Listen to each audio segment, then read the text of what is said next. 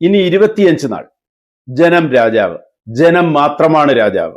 പരസ്യപ്രചാരണം തീരാൻ 23 ദിവസം. ഇന്നലെ ഇലക്ഷൻ തീയതി പ്രഖ്യാപിച്ചു, ഏപ്രിൽ 9. ഞെട്ടിയത് 3 രാഷ്ട്രീയക്കാരും, പ്രധാന 3 മുന്നണികളും, UDF-ഉം LDF-ഉം BJP-യും. എന്ത് ചെയ്യണമെങ്കിലും ഇനി ഇത്രയും കുറഞ്ഞ ദിവസം. സ്ഥാനാർത്ഥി നിർണയം പോലും പൂർത്തിയായിട്ടില്ല 3 മുന്നണികളിലും. പ്രധാന മുന്നണികളിൽ തമ്മിലടി ഇപ്പോഴും തുടരുന്നേയുള്ളൂ. എന്ത് ചെയ്യണം?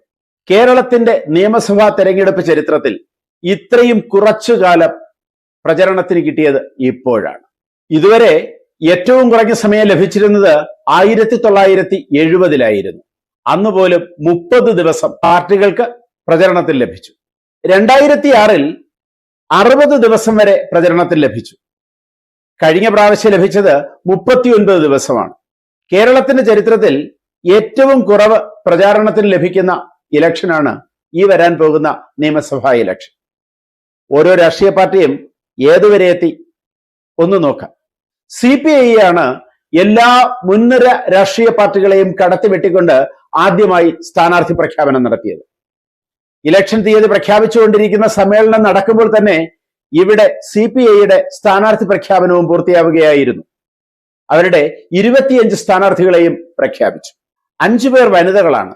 സിറ്റിംഗ് MLA-മാരുൾപ്പെടെയുള്ള പല സ്ഥാനാർത്ഥികളും നേരത്തെ തന്നെ പ്രവർത്തനം തുടങ്ങിക്കഴിഞ്ഞു. CPM ആകട്ടെ മത്സരിക്കുന്ന 85 സീറ്റിൽ 81 സ്ഥാനാർത്ഥികളെയും പ്രഖ്യാപിച്ചു കഴിഞ്ഞു. ബാക്കിയുള്ളിടത്ത് 2 ദിവസത്തിനകം സ്ഥാനാർത്ഥി പ്രഖ്യാപനമുണ്ടാകും. 14 പുതുമുഖങ്ങളും 10 വനിതകളും ഉൾപ്പെടെയാണ് ഇതുവരെ പ്രഖ്യാപിച്ച സ്ഥാനാർത്ഥി ലിസ്റ്റ് CPM-നെ സംബന്ധിച്ച്. കോൺഗ്രസിന്റെ സ്ഥാനാർത്ഥി പ്രഖ്യാപനം ഇന്ന് ഡൽഹിയിൽ നടക്കും. 40 മുതൽ 50 വരെ സ്ഥാനാർത്ഥികളുടെ ലിസ്റ്റ് ഇന്ന് കോൺഗ്രസ് പ്രഖ്യാപിക്കും. കോൺഗ്രസിലെ സ്ഥാനാർത്ഥി പോര് ഇതുവരെ തീർന്നിട്ടുമില്ല. MP-മാരായിരിക്കുന്ന പലർക്കും സ്ഥാനാർത്ഥി മോഹവുമായി ഇപ്പോഴും ഡൽഹിയിലും കേരളത്തിലും പ്രശ്നങ്ങൾ ഉണ്ടാക്കുന്നുണ്ട്.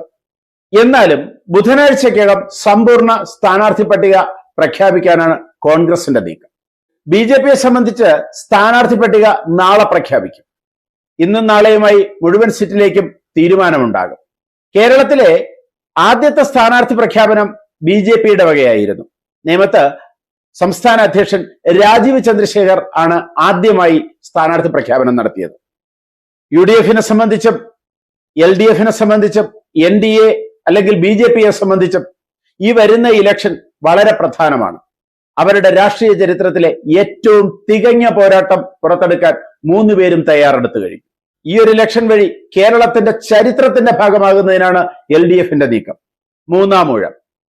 2-ാം ഊഴം തന്നെ ചരിത്രത്തിന്റെ ഭാഗമായി കഴിഞ്ഞു. കാരണം കേരളത്തിൽ തുടർച്ചയായി ഒരേ സർക്കാർ 2-ാം പ്രാവശ്യം ഭരിക്കുന്നത് ഇടതുമുന്നണിയാണ്. 3-ാം ഊഴത്തിലേക്കുള്ള എല്ലാ ചുവടുവയ്പ്പുകളും അവർ നടത്തിക്കഴിഞ്ഞു. കഴിഞ്ഞ തദ്ദേശ സ്വയംഭരണ തെരഞ്ഞെടുപ്പിലും അതിനു മുന്നാലെ നടന്ന ലോക്സഭാ തിരഞ്ഞെടുപ്പിലും വൻ തിരിച്ചടി കിട്ടിയെങ്കിലും 3-ാം ഊഴത്തിലേക്കുള്ള ശ്രമം നല്ല രീതിയിൽ LDF-ൽ നടക്കുകയാണ്. 3-ാം ഊഴം കിട്ടും എന്നുള്ള പ്രതീക്ഷയിൽ തന്നെയാണ് പിണറായി വിജയന്റെ നേതൃത്വത്തിലുള്ള LDF സംഘം.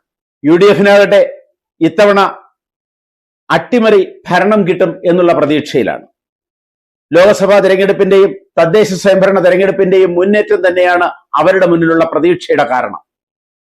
പക്ഷേ മുഖ്യമന്ത്രി സ്ഥാനാർത്ഥിയായി ഒരുപാട് പേർ, അതുപോലെ സീറ്റ് മോഹികളുടെ അവസാനിക്കാത്ത നിര. MP-മാർക്ക് MLA-മാരാകണം. കാരണം ഇപ്പോൾ ഭരണം കിട്ടിക്കഴിഞ്ഞാൽ മുഖ്യമന്ത്രി സ്ഥാനമോ അല്ലെങ്കിൽ മന്ത്രിസ്ഥാനമോ ഒക്കെ മോഹിച്ചുകൊണ്ട് MP-മാർ കേരളത്തിലേക്ക് നിയമസഭയിലേക്ക് മത്സരിക്കാൻ ഒരുങ്ങുന്നു. ഹൈക്കമാൻഡ് നിർബന്ധമായി തടയിടുന്നുണ്ട് MP-മാർ ഇനി നിയമസഭയിലേക്ക് മത്സരിക്കേണ്ട എന്ന രീതിയിൽ. എന്നാൽ വഴങ്ങാൻ MP-മാർ തയ്യാറല്ല. BJP-യെ സംബന്ധിച്ചാകട്ടെ ഈ വരുന്ന നിയമസഭാ ഇലക്ഷൻ അവരുടെ പരീക്ഷണ കാലഘട്ടം കൂടിയാണ്. കാരണം 2026-ൽ കേരള നിയമസഭയിൽ അക്കൗണ്ട് തുറന്നു എങ്കിലും തുടർന്ന് വന്ന 2021-ലെ നിയമസഭാ ഇലക്ഷന് ആ അക്കൗണ്ട് പൂട്ടിക്കെട്ടി. ഇനി ഒന്നേന്ന് തുടങ്ങണം. അങ്ങനെ തുടങ്ങുമ്പോൾ കേരളത്തിൽ ഏറ്റവും കുറഞ്ഞത് 20 സീറ്റ് എന്ന ലക്ഷ്യത്തോടുകൂടി 35 A ക്ലാസ് മണ്ഡലങ്ങളുമായി BJP-യും മത്സരരംഗത്ത് മുന്നിൽ തന്നെയാണ്. പലയിടത്തും ത്രികോണ മത്സരത്തിന്റെ പ്രതീതി അല്ലെങ്കിൽ ത്രികോണ മത്സരം തന്നെയാണ് നടക്കുന്നത്. തിരുവനന്തപുരം ജില്ലയിൽ പ്രത്യേകിച്ച് 10 മുതൽ 20 വരെ നിയമസഭാ സീറ്റ് പിടിച്ചെടുത്ത് തങ്ങളുടെ കരുത്ത് തെളിയിക്കുകയാണ് ബി.ജെ.പിയുടെ ലക്ഷ്യം.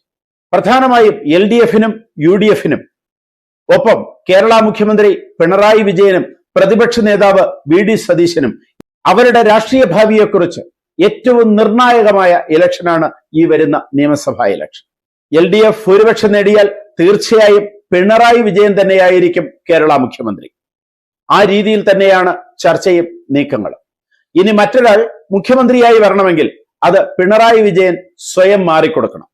LDF-നെ സംബന്ധിച്ച് അനിഷേധ്യനാണ് പിണറായി വിജയൻ. അടുത്ത ഇലക്ഷന് LDF-ന് ഭൂരിപക്ഷം കിട്ടിയാൽ പിണറായി വിജയൻ അല്ലാതെ മറ്റൊരാൾ ഇടതുപക്ഷത്ത് നിന്ന് മുഖ്യമന്ത്രിയാകാൻ യാതൊരു സാധ്യതയുമില്ല. ഇനി ഇടതുപക്ഷം പ്രതിപക്ഷത്തായാലോ പ്രതിപക്ഷ നേതാവായി പിണറായി വിജയൻ തുടരുമോ എന്നുള്ള കാര്യത്തിൽ മാത്രമേ സംശയമുള്ളൂ. UDF-നാണ് ഭൂരിപക്ഷം കിട്ടുന്നതെങ്കിൽ മുഖ്യമന്ത്രി കുപ്പായ മോഹവുമായി തയ്പ്പിച്ചു വെച്ചും തയ്ക്കാൻ പോയും ഒരുപാട് പേർ കളത്തിലുണ്ട്.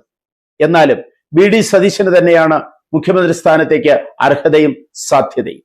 മറ്റൊരു പേര് വരാതിരിക്കുന്നതിനുള്ള എല്ലാ നീക്കങ്ങളും സതീശന്റെ ഭാഗത്തു നിന്ന് ഉണ്ടാകുന്നുണ്ട്. അത് തന്നെയായിരിക്കും UDF-ന്റെ ഫലവും. ഇനി UDF-ന് ഭൂരിപക്ഷം കിട്ടാതെ പ്രതിപക്ഷത്തേക്ക് വന്നാൽ വി.ഡി. സതീശൻ തന്നെയായിരിക്കുമോ പ്രതിപക്ഷ നേതാവ്? അതിനുള്ള സാധ്യത LDF-ന്റെ കാര്യത്തിൽ പറഞ്ഞതുപോലെ തന്നെ വി.ഡി. സതീശന് സാധ്യതയില്ല. ഇത്തവണ ഭരണം കിട്ടിയില്ലെങ്കിൽ രാഷ്ട്രീയ വനവാസത്തിന് പോകും എന്ന് അസന്നിഗ്ധമായി പ്രഖ്യാപിച്ചിട്ടുള്ള സതീശൻ യാതൊരു കാരണവശാലും പ്രതിപക്ഷ നേതൃത്വ സ്ഥാനം ഏറ്റെടുക്കാൻ സാധ്യതയില്ല. 10 മുതൽ 20 വരെ സീറ്റാണ് ബി.ജെ.പി ഇത്തവണ നിയമസഭയിലേക്ക് പ്രതീക്ഷിക്കുന്നതെങ്കിലും 5-ലധികം സീറ്റുകൾ തീർച്ചയായും ബി.ജെ.പിക്ക് ലഭിക്കും എന്ന് തന്നെയാണ് രാഷ്ട്രീയ മണ്ഡലങ്ങളുടെ കണക്കുകൂട്ടൽ. അത് സാധ്യമായാൽ ബി.ജെ.പിയുടെ ചരിത്രം മറ്റൊന്നാകും. കേരളത്തിൽ ഏറ്റവും വളർച്ചയുള്ള പാർട്ടിയായി ബി.ജെ.പി മാറും. ഇനിയുള്ള ദിവസങ്ങളിൽ ജനമാണ് രാജാവ്, ജനം തന്നെയാണ് രാജാവ്. ഈ അവസരത്തിൽ കേട്ട ഏറ്റവും പരിഹാസം നിറഞ്ഞ ഒരു വാചകം ഇവിടെ പങ്കുവയ്ക്കട്ടെ. ഏറ്റവും പരിഹാസം നിറഞ്ഞ വാചകം എന്ന് പറഞ്ഞാൽ ഒരു രാഷ്ട്രീയ പാർട്ടിയെയും കളിയാക്കാനല്ല ഇവിടെ പങ്കുവയ്ക്കുന്നത്. എന്നെ ഒരുപാട് ചിരിപ്പിച്ച ആ വാചകം ഒന്നുകൂടി പങ്കുവയ്ക്കട്ടെ. ഇടതുപക്ഷത്തിനൊരു 3-ാം ഊഴമുണ്ടായാൽ ആ 3-ാം ഊഴം കൊണ്ട് ത്രിപുരയോ പശ്ചിമ ബംഗാളോ ആയി മാറും കേരളവും. ഇനി ഇടതുപക്ഷത്തിന് 3-ാം ഊഴം ലഭിച്ചാൽ കോൺഗ്രസിന്റെ അവസ്ഥയോ? അവർ 3-ാം ഊഴത്തിൽ പ്രതിപക്ഷത്തിരുന്ന് അവർ സ്വയം നശിക്കും. ഇനി തിരിച്ച് കോൺഗ്രസിനാണ് അല്ലെങ്കിൽ UDF-നാണ് വരുന്ന ഭരണം കിട്ടുന്നതെങ്കിൽ UDF ഭരണത്തിൽ തുടരും. LDF അടുത്തൊരവസരത്തിന് വേണ്ടി വീണ്ടും വളരും, കരുത്താർജിക്കും. കവി സച്ചിദാനന്ദൻ പറഞ്ഞതുപോലെ ഒരു പ്രാവശ്യം ഇടതുപക്ഷം പ്രതിപക്ഷത്തേക്ക് വരണം, എങ്കിലേ അവർ കൂടുതൽ കരുത്താർജിക്കൂ. ഇടതുപക്ഷം ഒരിക്കൽ പ്രതിപക്ഷത്തേക്ക് വരണം, എങ്കിലേ കേരള രാഷ്ട്രീയം ശരിയാവൂ. കേരള രാഷ്ട്രീയത്തിൽ കോൺഗ്രസ് വേണം, അല്ലെങ്കിൽ UDF വേണം, LDF വേണം, ബി.ജെ.പിയും വേണം. ശക്തമായ ത്രികോണ മത്സരത്തിലൂടെ തിരുത്തൽ ശക്തികളായി ജനത്തിന് ഉപയോഗപ്രദമായി ഭരിക്കാൻ ഇതിൽ ആര് വിജയിച്ചു വന്നാലും കഴിയട്ടെ എന്ന പ്രാർത്ഥനയോടുകൂടി കൂടുതൽ വാർത്തകളും വിശേഷങ്ങളുമായി ഉടൻ ദയവായി ഈ ചാനൽ സബ്സ്ക്രൈബ് ചെയ്യുക.